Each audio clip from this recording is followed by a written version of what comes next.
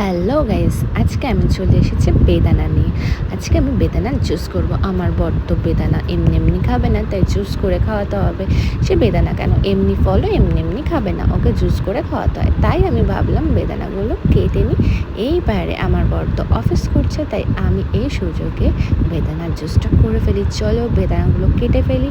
এই বাইরে দেখো, আমি বেদানাটা কাটতেই দেখলাম খুব একটা কিন্তু লাল ছিল না বেদানাগুলো, খুব একটা লাল না, তাই পিঙ্ক পিঙ্ক রয়েছে। বেদানাগুলো কেটে ফেললাম চট জলদি।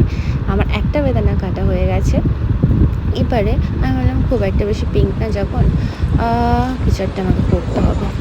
তারপর আমি নেক্সট আর একটা বেদানা আমি কেটে ফেললাম।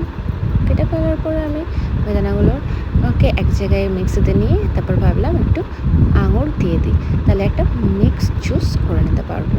অর্থাৎ তোমরা দেখো জুসটা কিন্তু কেমন হতে চলেছে। এবার আমি মিক্সিতে জুসটা করে নেবো আনার আর আঙুর নিয়ে।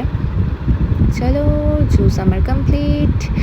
আর এই জুসটা আরেকটু সুন্দর করতে আমি দিলাম এখানে আনারসের জুস।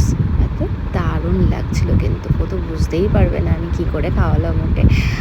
আমার ওকে খাওয়াতে হবে এই ফলের জুস। তার জন্য আমি একটু ক্রিয়েটিভিটি করে নিলাম ফলের জুসগুলো নিয়ে। এবার চলো, ও তো অফিস করছে, ওকে আমি দিয়ে আসি জুসটা। আর ও খাবে এই গরমে ঠান্ডা ঠান্ডা একটু মিক্স জুস।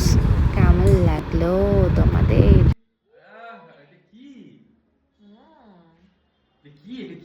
কেমন কেমন খেতে তো ভালো। কি এটা? ওটাই তো, তার জন্য তো আমার পুরো ভিডিওতে দেওয়া আছে, দেখতে হবে। কি বলছো? খেতে হেভি হয়েছে।